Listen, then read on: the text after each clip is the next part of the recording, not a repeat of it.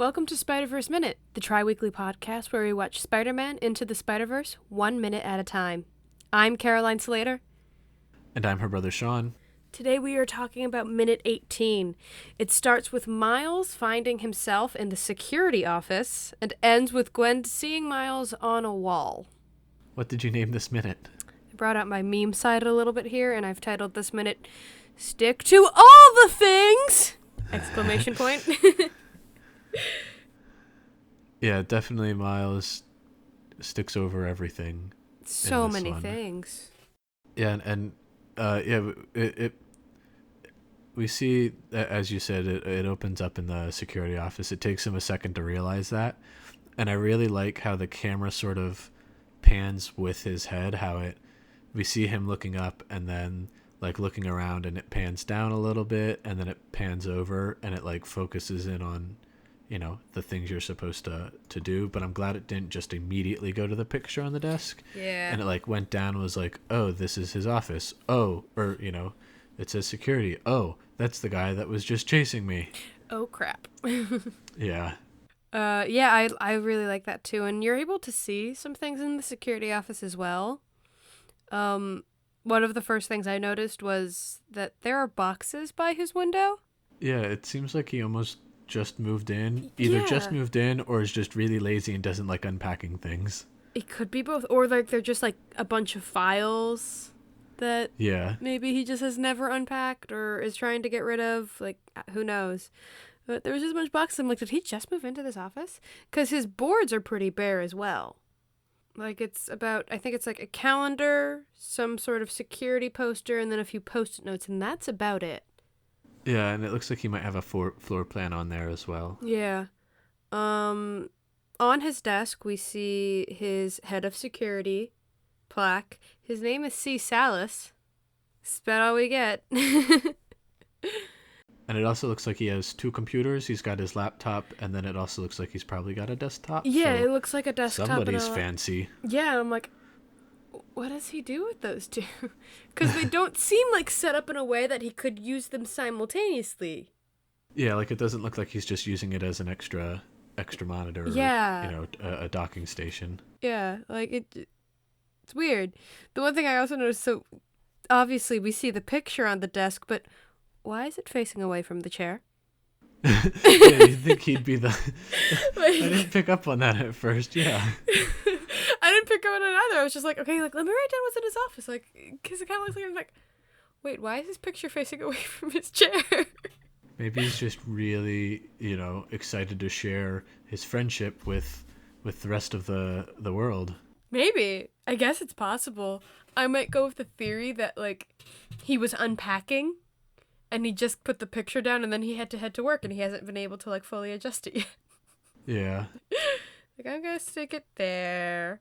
Or that way, whenever he enters his office, he's like, my friends. Yeah. Wholesome things. You know what I think I realized why he might have the laptop and the desktop set up the way it is? Why does he need both? So he uses the desktop for actual work. But then he uses his laptop to play Spidey Bells. Listen to the Spider-Man Christmas album. Yeah.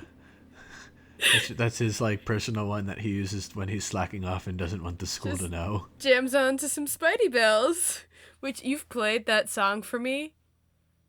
I think we talked about it when we were talking about the logos in the first minute. That song's great. Shout out to whoever wrote the lyrics to that. Yeah. It's so good. I also feel as Miles is, like, flinging around trying to get unstuck from things, he backs into the bookcase. Yes. And then the bookcase falls down. Yes. And I feel really bad for the security officer because that's going to be next to impossible to get open because the door opens inwards. You're right. and so there's just this huge bookcase and he's not a tiny guy, so it's not like he can just kind of like crack the door open and slip in. Yeah. I also like how because Miles doesn't tie his shoe, his left shoe. When he goes to walk away from the door and his hand's still stuck to it, you see his left shoe just fly off. Yeah, he loses that shoe, and then like in the next time we see his feet, well, you see him lose a sock then, and the next time we see his feet, he's just barefoot. Yeah, like, both his shoes have come off. Both of his shoes have come off. Both of his socks. He's struggling with his shirt. Although somehow his tie managed to stay on. I know! The craziness that happened in that outfit. This is also the first time when he's starting to struggle with the shirt. This is the first time the speech bubbles appear. Yeah. Which I found interesting. You see, why is this happening? Stop sticking. And stop sticking. And then when he gets outside, keep sticking, Miles. Yeah. I also like it that they put the text upside down because he's kind of standing upside down on the screen. I thought that was just a neat little tidbit. That was fun too. One thing, going back to Spidey Bells, I like how when it's playing and they flip to him in the hallway, to Silas in the hallway, and every kid in the hallway is looking at him. Yeah, it seems like the music's probably just supposed to be some bad pop kind of music, and he's like, what, it's good, I like it. I mean, he does this little dance. Or maybe it's even something that's no one would associate that security guard with listening to because I know I got to know my security guards at school pretty well. Well, not all of them, but a few of them, and I would chat with them, and every once in a while I'd be like, really? So I know I couldn't imagine some of them like, you listen to the Spider-Man Christmas album? Yeah. I feel like it's more along that line. He's like, he's got a good voice. Yeah, going back to Miles outside, that's hilarious. When he's outside, then he gets swarmed by the pigeons, and all of a sudden 2 pigeons are on his hands. Yeah, they get stuck. I like to have the camera wobbles with him, but it's not shaky cam. No. So you can still feel what's going on, but you also get that sense of motion involved with what he's doing. And when the pigeons attack him, a little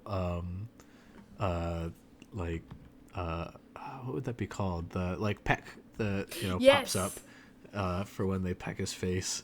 I also whenever they're trying to get free from his hands, some feathers do get loose. Yeah.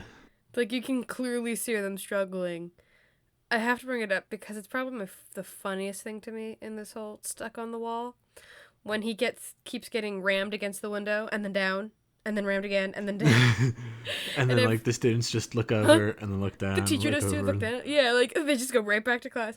The thing I found funny, extra funny, that I didn't notice the other times I've seen it, is that there's a cat poster that says, Hang in there. Yeah.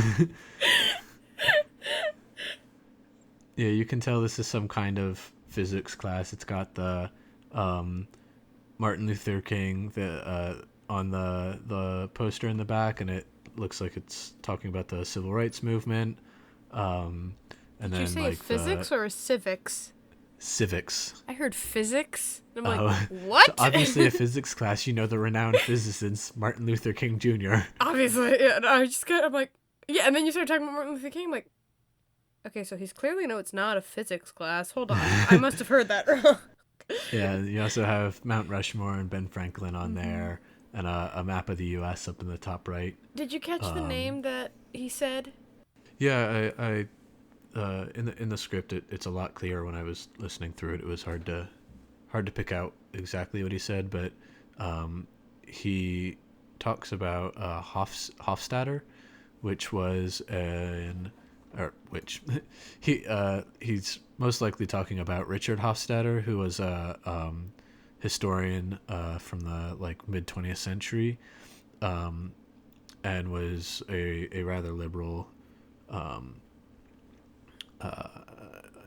He was pretty liberal at one point, joining the Communist Party, but then leaving shortly after because of the way it treated intellectuals.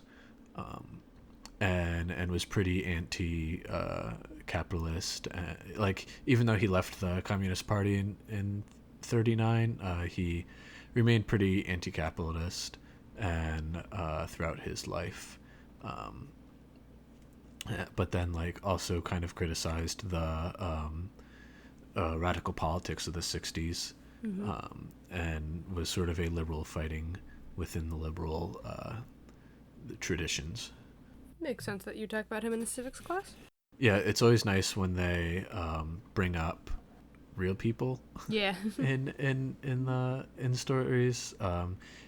Sometimes it's fun to stick in like Easter eggs into other things, but at the same time, it's also like to try to like kind of tie it back to reality and be like, oh, they're not as different from us as they are. Yeah. The other thing I noticed in this class is the flag below Ben Franklin. It looks a lot like the European Union flag, except this one has 13 stars on it instead of 12. Oh, I didn't notice that.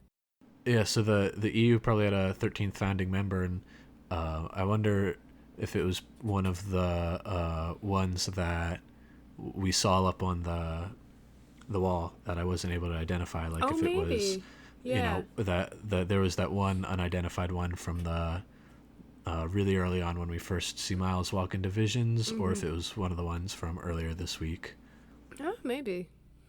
I love things like that. That's interesting. Yeah. Trying to think if there's anything else. So at the end of this minute, it shows Miles still on the side of the exterior wall with no shirt or shoes, mind you, just a tie and some pants. At least he knows how to kind of keep it classy. He's still got his tie on. And pigeons on his hand. Avant-garde. Yeah.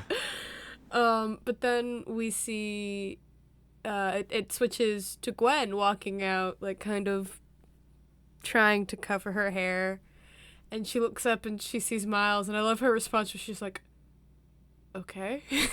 Yeah. Like, I guess that's a thing now. But my question is, like, why has no one else paid attention to Miles? Yeah, it seems like he's, it's one of those where, like, come on, everyone would notice that there's a random person just, like, running along the top part of a building, but at the same time, like, nobody really looks up there. Like, it wouldn't be that hard to believe that nobody saw him yet. And maybe it's following that ninja line of sight rule where people don't look past I think it's 45 degrees above them, so like ninjas would always stay just outside of that line of sight, and that's how they snuck around. I was also just going more with the theory that it's like, it's New York City. Yes, it's Brooklyn, so more weird things tend to get noticed there, but it's still New York City, and weird things happen, and no one always pays attention to it. Yeah, it could also just be like it's another slightly powered individual, like, they're already a thing. Spider-Man's already established, so it might not be that out of the ordinary just to see someone running along the wall of a building on the outside. I feel like more people would pay attention to it because, like, wait, he's not wearing a costume. What is he doing up there?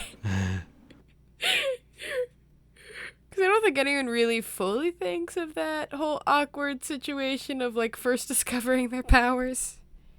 Well, maybe they do because of the Spider-Man comics. Yeah. It could also just be that, like, she had some sort of feeling. It might have also just been like maybe I should timing, where she was kind of just looking around and then she kind of glanced up, like went fixing her hair, and I think it just happened to line up with Miles as well. And she's like, "Oh, caught it out of the corner of her eye." Okay. I think it's just funny how she's just kind of like, okay. She's very accepting of it fast. Yeah, and some of the things that the animators brought up when talking over this scene, not necessarily specific to this scene, but just kind of in general, they were talking about how when they were moving on to like other projects and they started animating on the ones again, a lot of their coworkers were like, oh, it must have been so much easier to do it on the twos because you had half as much work to, like, you're animating half as many frames. Yeah. But they were saying it was actually harder because you had to focus on different things. Like you weren't focused necessarily on all of the specific details, like, oh, what's this little thing that changed from frame to frame, but like you have to focus a bit more on like the rigging, and like lip syncing was a lot harder. Yeah. Because it happened, every other frame, whereas the audio, doesn't do that. And so like sometimes they would kind of sneak in where the lips would move on the ones, but they would like mix and match the two. And yeah, they were saying like you have to focus on like bigger details that you don't normally do when you animate in a more traditional style. That's interesting. Yeah, I never really thought of that. That's really that brings up an interesting like animation thing. Cool. Do you have anything else? Yeah, so this is in the alternate version of the movie.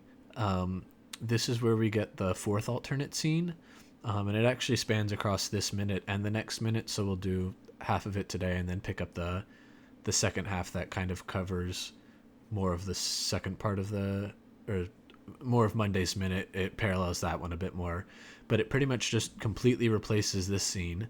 And instead of, so it starts with, Miles still runs into the security guard, but then instead of running into into the guard's office, he runs into his bedroom. And then in there he does the like, oh, I got stuck on all the surfaces, but then Genki comes walking in and sees him like sticking to the ceiling. And that's how he finds out.